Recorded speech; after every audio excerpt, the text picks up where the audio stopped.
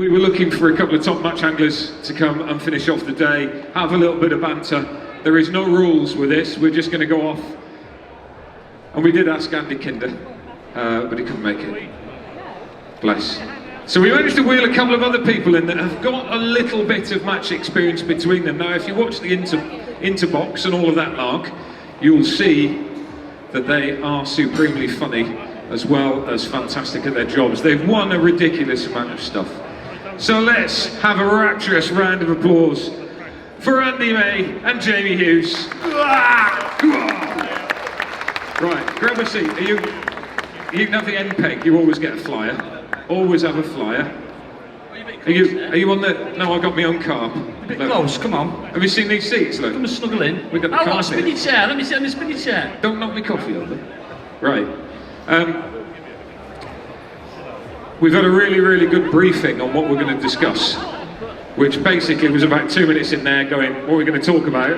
And the answer was, don't know, let's just wing it. So, we even talk about fishing? We're going to talk about fishing.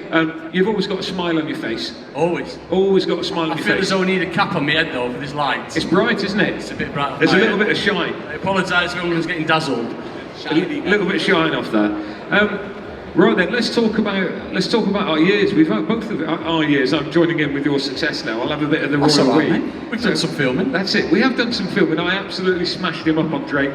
It was so funny. Don't believe a word of it, folks. He got handed to you, didn't you, mate? Not in the slightest. Not in the slightest.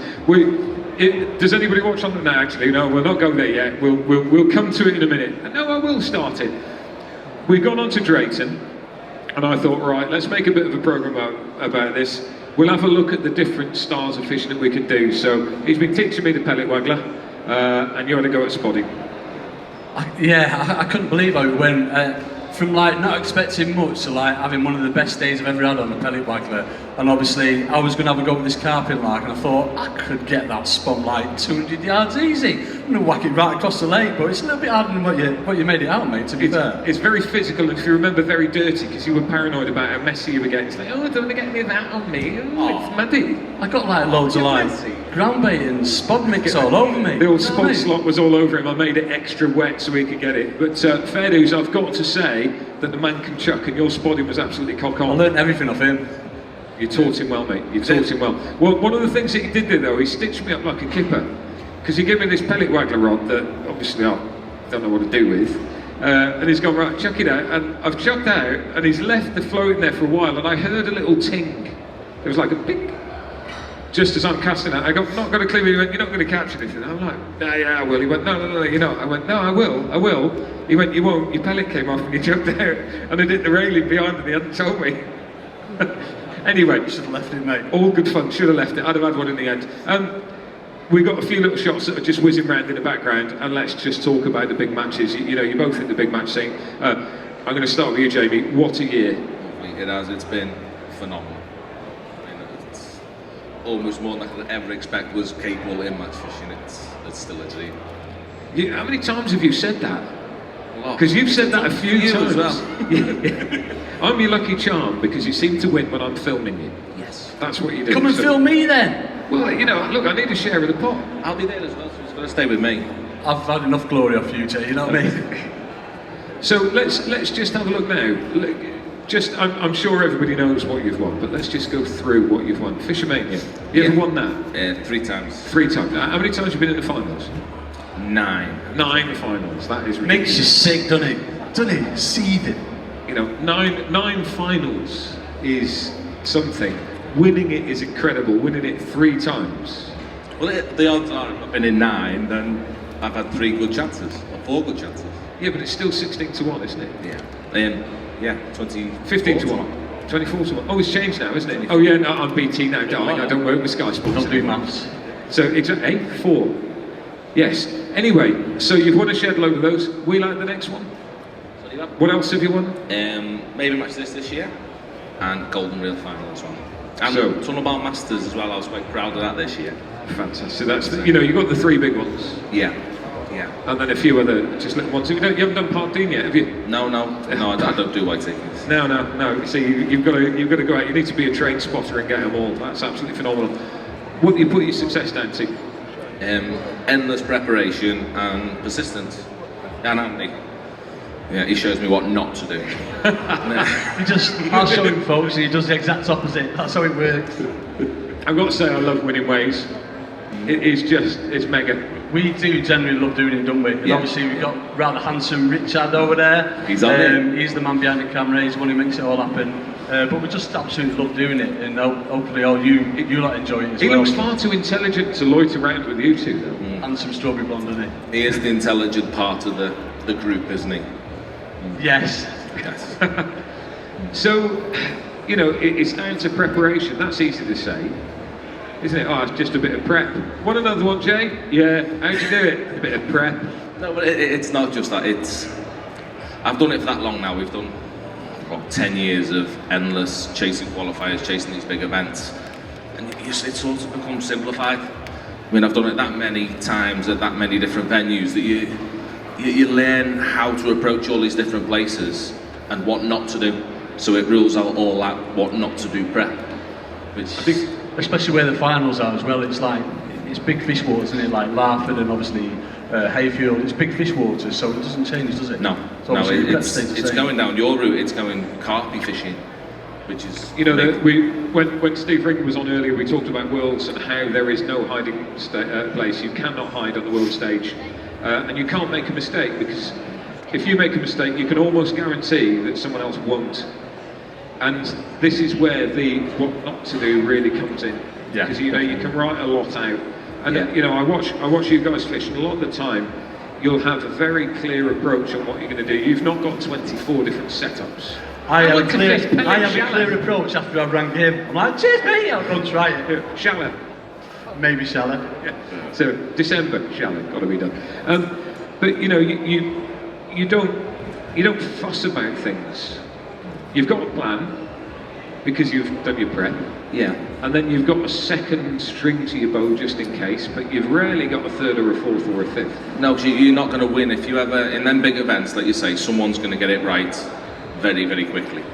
And if you're not in that gang of being on A, B or C at a push, you're not going to win. So you need to get rid of any silly ideas straight away and just choose what you think would win. And it's almost not like a normal match at all, is it, where you've got like every eventuality covered.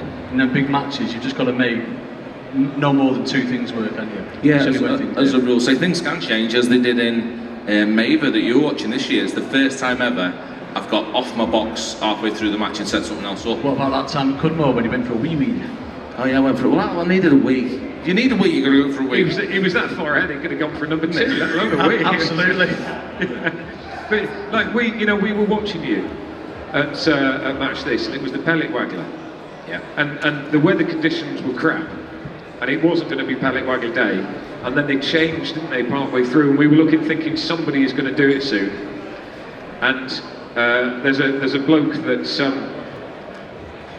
will remain nameless actually, but somebody did it further down the line, and you did it more or less exactly at the same time. You couldn't see each other, but there was clearly a very, very good mentality that we need to do something. You got off your box, you got it out. You had 2, wasn't it? Yes, 2 fish on that one. See, hey, I'm watching you. And he's asking me all the time, just filming. Whenever we film everything, all this stuff that gets on telly, he asks for all the rushes. We give him all the rest of it.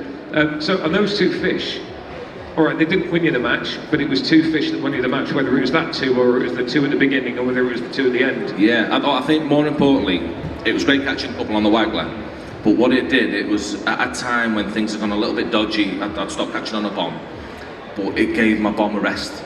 I mean, catching a fish on the waggler was great, but it gave me a rest, and then I threw straight back in and I caught 3 or 4 very, very quickly after that. How important is that rest, do you think? Because sometimes you can flog it that little bit too much and it'll turn the peg off completely for too long. Yeah, well, every day is different, isn't it? If you feel there's enough fish present to catch fish, then give them a kicking, but you can sort of just tell it's getting longer and longer between bites. There's less activity out there. You see it all the time, it's when they turn up as well, isn't it? They'll turn up at a certain time of day and they swim, won't they? Yeah. You can try it sort of like 3, 4, 5 times throughout the course of a match, not have anything, think, well, there's nothing there, and then all of a sudden try it and it'll be absolutely solid. Yeah. Well, it's always in your peg, isn't it? Yeah, By the way, if anyone wants a translator, I'll translate for him.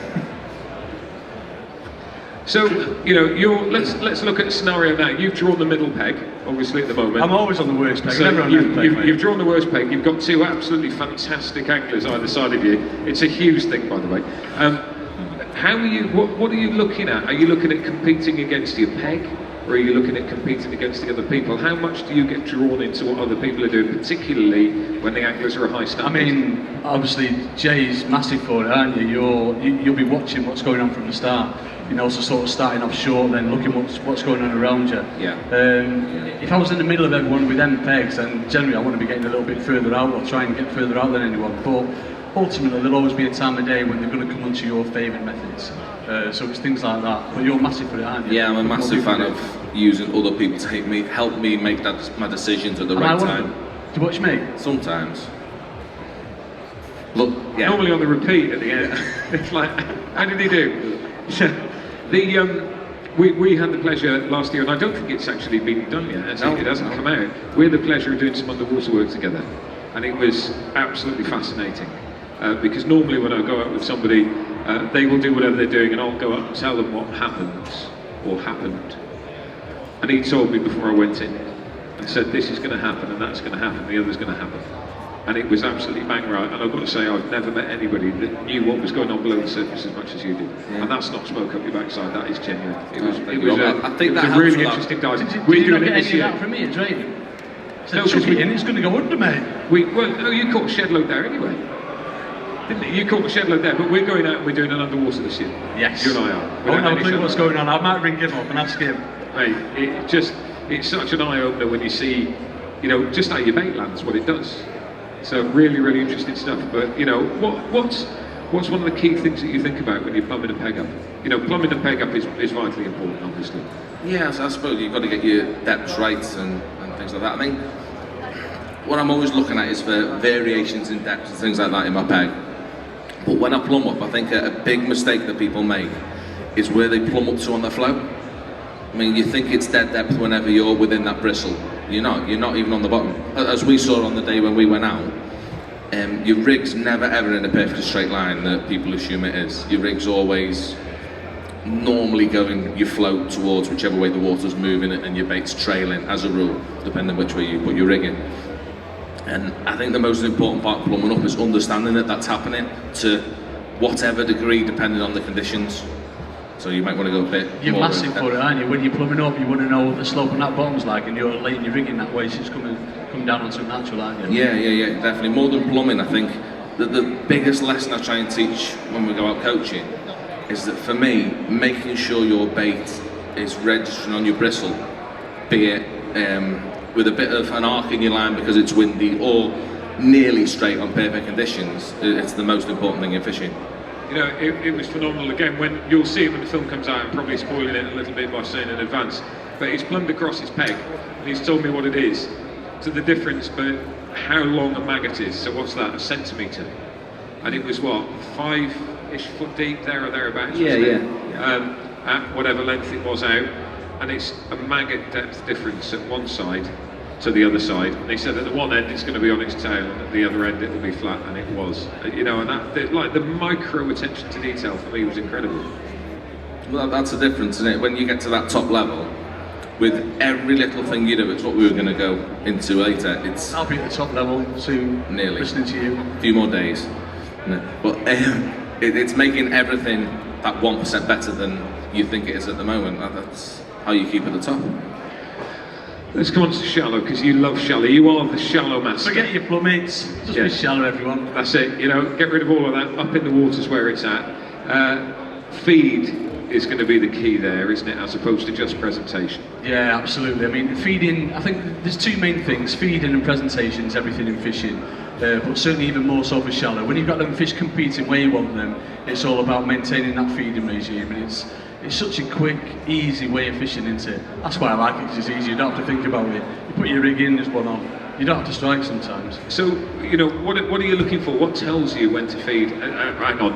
It's obvious, because you're going to turn around and go, the float goes under a few times and chuck a bit more grub at it. I've got that, but let's go micro on it. What are the key things? If there are 3 key points that you look at when you feed in shallow? What are they? Generally, the main thing is with all fishing, you've got to build a swim where you think you're going to catch most of your fish, whether that's going to be across, on the Stoneleigh, for example, down the middle, shallow, or down the edges. Now for me, it's always going to be shallow, Stoneleigh or open water. But I always want to leave it, I always want to prime it. So I'm going to be priming it for an hour usually, even if you see them swirling, and that's the main key is when you see them swirling, or when you're bringing the fish back through, fish feeding shallow, then you're going to see bow waves off. Or if you start foul hooking fish, it's all signs that the fish are coming up in the water. It's just, as I say, it's a quick, efficient way of fishing. It's brilliant. So let's go into a match situation now. You're going to a match tomorrow. It is a bog standard commercial. What's your starter? So let's go for an open water, for example. Then this Go time, for what? Sorry, an open water, like a lake, like a pond. Yeah. Basically, I'll be starting off on like a little tiny bomb and bread, or bomb and cone, pellet cone, waggler or something with very minimal feed, because it's still cold outside. You don't want to be giving them a lot of bait because you don't know what the response is going to be like. But somewhere in that swim where I've got, be it sort of 13 metres, 14.5 on a pole, that's where I'll be concentrating on later on. When I've got them fish really competing, that's where I want to be clattering them. And obviously, it's still being a bit cold as well. The 6 metre swim, going down a slope on an open water can be phenomenal this time of year. When they get their heads down feeding and they're coming into that hard ground on that slope, it's brilliant. Catch loads of fish on it. Jay, anything to add to that? I'm not as positive as Andy is when I'm fishing. No, you're not. On an epicenter, you'd have caught some. Well, most places you'd have missed all them, of them. wouldn't you? But I'm so much more negative. I like feeding the bare minimum, sitting and waiting, and I don't believe in trying to make something happen until things are happening elsewhere, or I see signs that things are happening. I mean, I never want to be, I talk about this all the time, that I don't want to be the guinea pig. I never want to be the one angler to take a risk at this time of year, because if that risk doesn't pay off, then it's game over. That's the beauty of fishing as well, though, Rob and Jay. Obviously, what works for one angler will definitely not work for another angler. We're so diverse in our fishing, aren't we? Oh, massively different. You can't stand the way I fish. No. And every time you want to fish, I'm like, give me some bait then, man. Come on, get some bait in. But obviously, styles make fishing. It's so diverse. That's the beauty of our sport. Well, there's left-footed and right-footed footballers. They're both as good as each other. It's just a different style of playing, isn't it? So you're chucking a bit of bread around. Probably ruined me swimming one by the sound of it, yeah. So you're going a little bit more negative. Yeah. At the minute, I'd like to feed, because I think not feeding is just past. They're just starting to wake up. But I'd be feeding bare minimum, and accuracy is more important to me. Feeding little tiny piles and being as accurate as possible to give myself a chance that if a tiny percentage of fish are feeding, I've not messed things up, I can still catch one. And then you can always go somewhere from there, you can always build it and catch fish if there are lots there. Go on. Well, no, I'm going to say it's things like dobbing for me. I've never properly got my head around dobbing bread and that. Obviously, you're literally just putting a rig on with like bread or corn skin, whatever, and maggots, and just going dangling in front of the fish, really, aren't you? Not feeding for them. I've never got my head around that. I've always been brought up as like, put some bait in. Well, it's an opportunist scouser, isn't it? If there's an opportunity to get in there and grab it, then there we go. Winner. Got to be done. That's nice and tight. Yeah. So, the match is progressing now. You've had a couple of bites. Both of you, in both of your scenarios. I'm not a bite, yeah.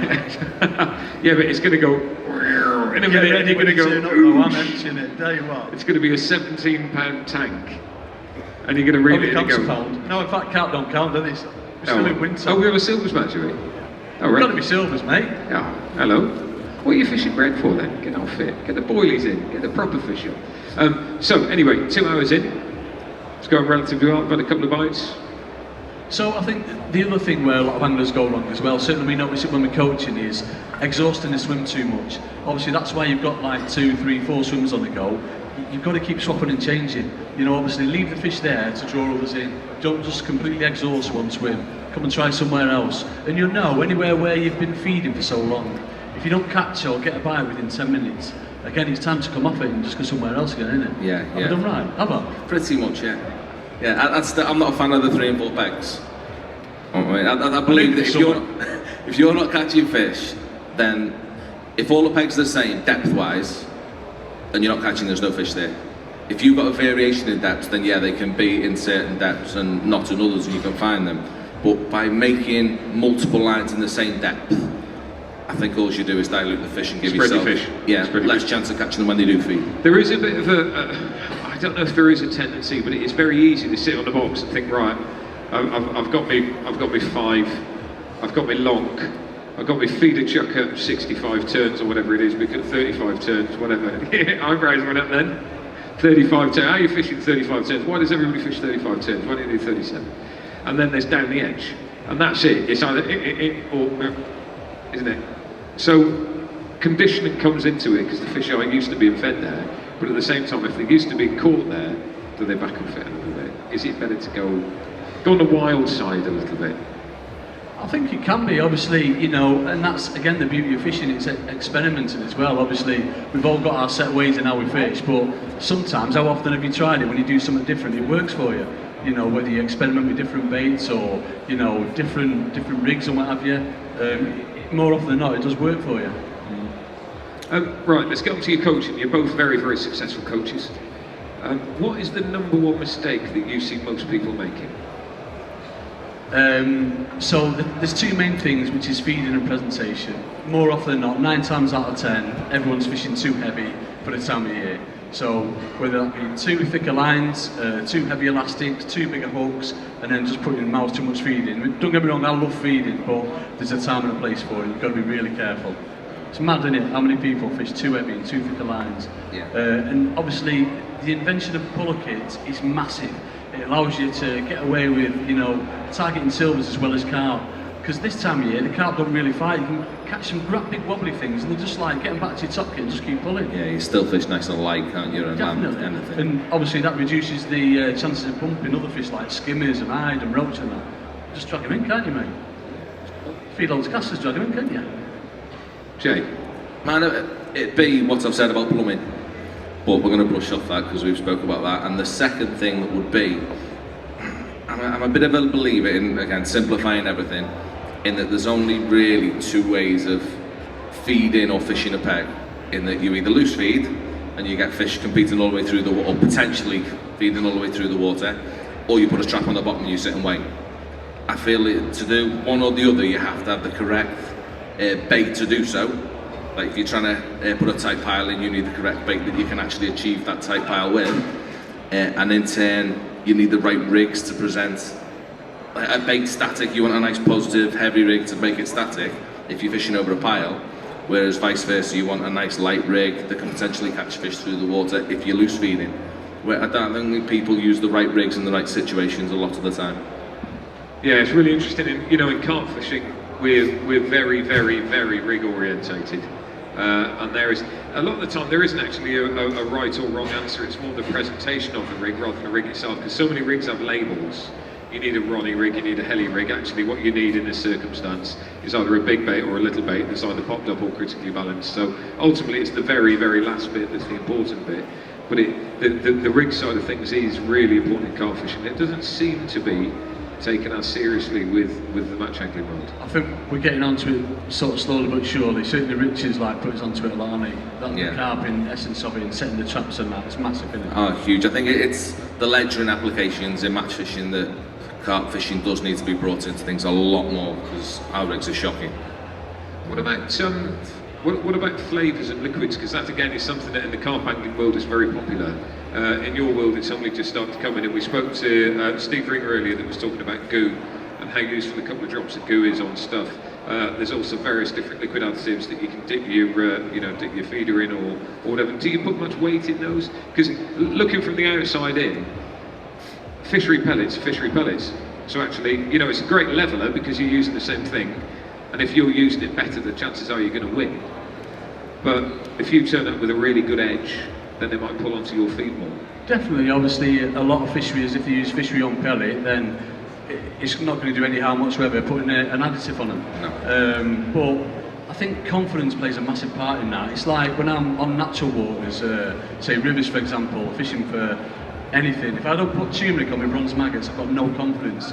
The reality is it probably doesn't make a blind bit of difference, but just because I've not put it on, and something I've always done since like little with hair, it's one of them things I can't not go, like it's going to be rubbish, but probably won't make a blind bit of difference. It's just having that confidence in the bait. It's back to that 1% thing, isn't it? It's if you think you're going to get a bite, or you're more likely to get a bite because you put something on it, why not? I mean, Have you, let's look at the match scenario then. Have you got any things that you do religiously? Have you got a pair of lucky pants that you've worn out now because they've been that lucky? Or, you know, is there something that you will religiously do? Do you get on your box from the left-hand side? Do you know, because certain people have certain things. Have you got anything that you do? Draw queue for me was massive. You know, I used to always wait till right at the end, because how many times have you been in the draw bag and the best pegs left in for you? But more so the last few years, I've always wanted to be at the front, because obviously all the pegs are in there, and I've always drawn my right hand. If I go with my left, no, I'm having a bad day, I'm going to the pub. I like going to the pub anyway. Yeah. But no, it's one of them things. So it's a right-hand draw front of the queue. That's it. I've got a lucky discordia. Have you? Yeah. You know, it only comes out especially. It's all chewed on the end, and all, it's useless as a discordia. We've got a little lucky discordia. But that comes out for special occasions. The big match discordia. Yeah, you're going to leave it alone. You're going to try and steal it now, aren't you? You've told me about that now, Jay. Get ready, mate. Leave it alone.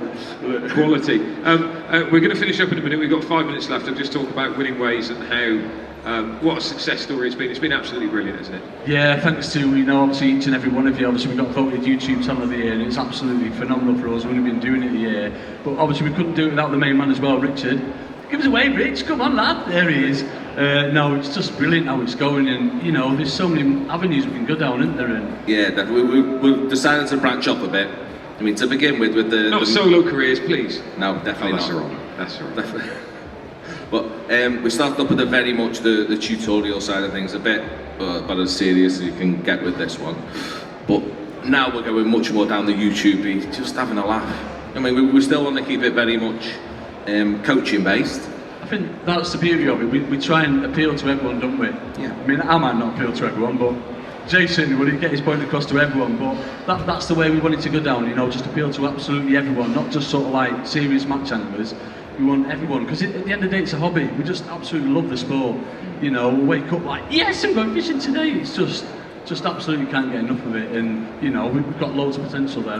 So it's nice getting the fun element back into it as well. Whether it's going on the river and nearly drowning. Or me smashing you up in the challenges. Yeah. I've been told I can't bomb this little pond, by the way, folks. I'm not allowed, because I really wanted to. Trust me. There's always tomorrow.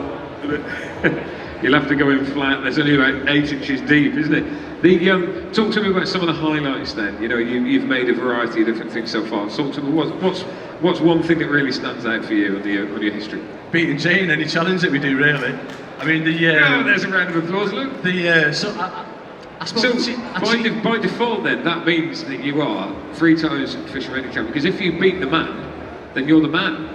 I didn't get any dirty, great big check though, Rob, you know what I mean? That's always missing. It's all about the glory, isn't it? I mean, it's not about the money, it's all about the glory. I suppose the £5 supermarket bait challenge was the one. I did cheat a little bit. Yeah, you used bait. I did use actual bait, because I wanted to smash you up, that's why. And obviously me and Richard had a talk, saying, right, I'm going to bomb it. If I win it, I'm fed up with him jumping in. I'm going to go straight in. And so he's doing his outro, and I just come legging it down the path and bombing it. There was another bloke fishing on that lake as well on that day. Like, what is going on? Packed up and gone. Quality. Jay, highlight. A bit different. We went to, what was it called? The indoor place. Memorable. Oh, Cass Northwest. Cass Northwest. Where? Cass Northwest. Is that the inside place? Yeah, it's the indoor thing, which it was a bit wrong. It got slated a little bit for us going there, and it was so wrong, because it was what we went there for, was to show off the place, and what they're doing there, it was phenomenal. Do you know what I mean? It's getting kids involved in fishing, which is really, really hard these days. Some of the stories that you've heard of these kids as well, Rob, it's horrendous, and obviously getting their attention in obviously weather like this that we've got outside, you're just not going to maintain it. No. Whereas they're in a safe environment indoors, and it's absolutely phenomenal. It was, wasn't it? It was right weird fishing indoors as well. In a greenhouse, it was just like this, wasn't it? You beat me on that one, though, didn't you? Yeah, I won that one. I won that. It's not real, mate. Don't worry about it. I don't remember that one. So what's coming up? What have we got to look forward to? We've got loads planned, to be fair, haven't we? Yeah. You know, every time we go out, it's just like we can think about summer at the spur of the moment. Whereas when we was doing winning ways, the other side of it was like, it took a lot of planning. Well, as much planning as it can take with me, you know what I mean? These guys that tell me, I'm like, no, we'll just go down this avenue, we'll just do this and that. But yeah, we've got loads planned, haven't we? Yeah, lots of challenges, loads of funny challenges coming up. Brilliant. It's always nice and real, and there's always a load of banter in it as well, which is one of the things. And at the end of the day, that's what we all go for. You know, you want to enjoy the fishing, but you enjoy it more if you're with a good mate and you can have a laugh. Absolutely, mate. Yeah, that's what it's all about. There we go. Right, we're going to finish up there, folks. It has been an absolute pleasure having you two on stage, as it is a pleasure either fishing with you or filming with you in your various exploits. We'll definitely get out at some stage again this year. Ladies and gentlemen, the absolute legends that are Jamie Hughes and Andy May. Thank you very much, Andy. Thank you very much.